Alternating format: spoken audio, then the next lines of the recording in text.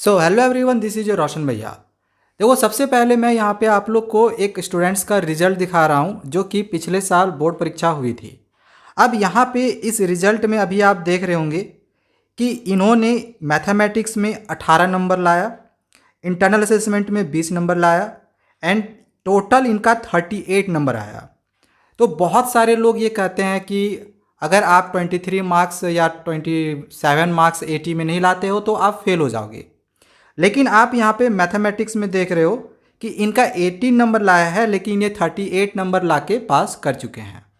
ठीक है, बिल्कुल इसी प्रकार से साइंस में देखो, साइंस में सिर्फ 15 नंबर आया है, सिर्फ 15 नंबर, और इंटरनल असेसमेंट में सिर्फ 18 नंबर लाया है, लेकिन दोनों मिला के देखो 33 नंबर एग्जैक्टली आया है।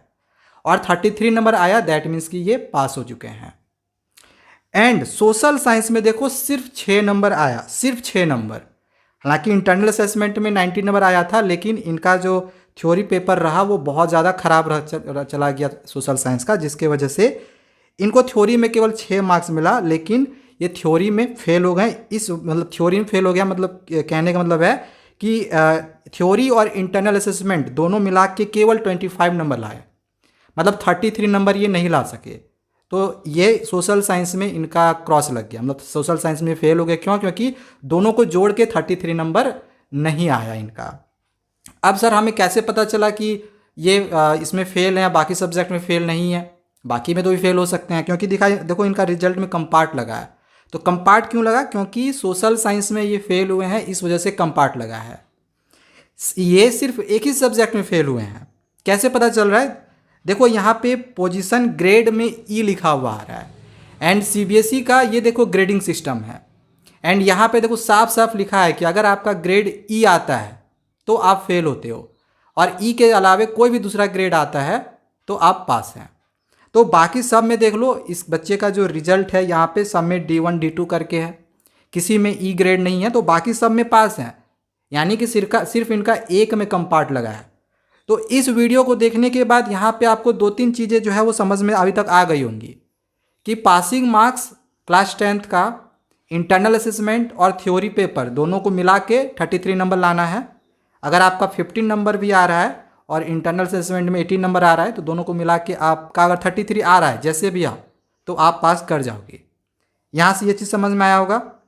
एंड एक चीज़ और मैं आपको बता दूँ कि यहाँ पे अगर नीचे देखो तो बहुत बार बच्चे कंफ्यूज होते हैं ना कि सर अगर हम आंसर सीट को गलत भर दिए तो फिर क्या होगा, हम फेल तो नहीं हो जाएंगे। अब इसी को लेके देखो नीचे कुछ चीज़ें दी गई, जैसे आरएल। जैसे अगर आपके रिजल्ट में आरएल लिखा हुआ गया, तो आरएल का मतलब होता है कि रिजल्ट लेट है, आपका आएगा लेकिन लेट से आएगा, कुछ प्रॉब्लम हो गया होगा, हो सकता है मार्क्स सही से अपलोड नहीं हो पाया होगा कोई दिक्कत की वजह से, लेकिन आप फेल नहीं हो, आपको रिजल्ट दिया जाएगा थोड़ा देर के बाद।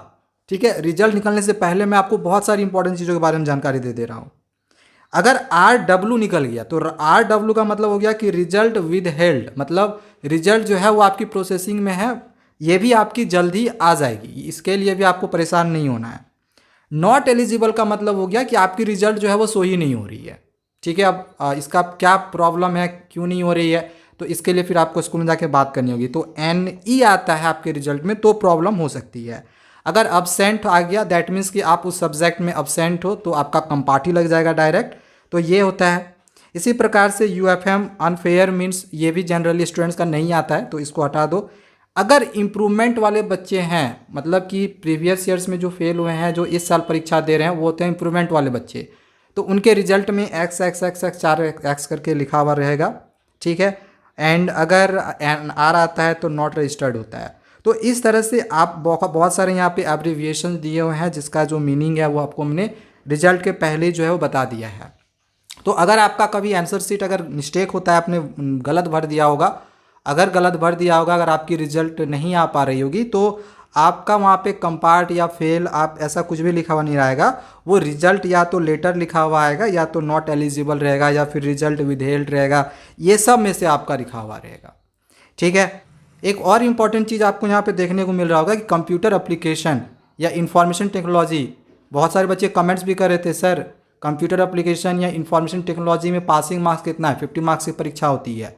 तो मैं कहूँ कि उसमें अगर आप 0 नंबर भी लाते हो ना, तो भी आप पास कर जाओगे। क्यों? क्योंकि देखो कंप्यूटर एप्लीकेशन में इसका कितना मार्क्स आया है, 6 नंबर, लेकिन इंटरनल असेसमेंट और जो प्रैक्टिकल की परीक्षा होती है इसमें आया 43 नंबर।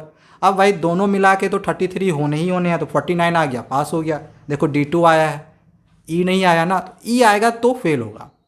अगर आपको CBSE का ग्रेडिंग सिस्टम पूरा समझना होगा तो कमेंट करना, मैं किसी दूसरे वीडियो में आपको ये जो ग्रेडिंग सिस्टम है ये भी अच्छे से समझा दूंगा। आपको ये भी मैं बता दूं, ग्रेडिंग सिस्टम के अनुसार किसी स्टूडेंट्स का हो सकता है कि किसी सब्जेक्ट में अगर 80 नंबर आया है एंड किसी सब्जेक्ट में अगर 70 नंबर आया है, तो 70 में हो सकता है कि ग्रेड आपका ए दे दे, लेकिन 80 वाले में हो सकता है बी भी रह जाए। अब ऐसा क्यों होता है, इसको जानने के लिए आपको वो वाली वीडियो देखनी होगी। तो आप बहुत सारे बच्चे कमेंट्स करोगे तो मैं ग्रेडिंग वाला वीडियो बना दूंगा। तो अभी आपको बहुत सारी चीज़ें जो है यहाँ से इस वीडियो से सीखने को मिली होंगी, लेकिन अगर इस वीडियो को देखने के बाद भी अगर किसी भी तरह का कन्फ्यूज़न होगा, आपको ये समझ में नहीं आ रहा होगा कि सर यहाँ पे ये क्या होगा, सर यहाँ पे ये क्या, कमेंट करना, मैं आपको हर एक चीज़ जो है बहुत ही अच्छे से समझाऊंगा। ठीक है, किसी का भी मतलब पूछना होगा तो कमेंट करना। चलो अब आगे मिलते हैं दूसरे वीडियोज़ में, तब तक चैनल को सब्सक्राइब करके रखे रहना।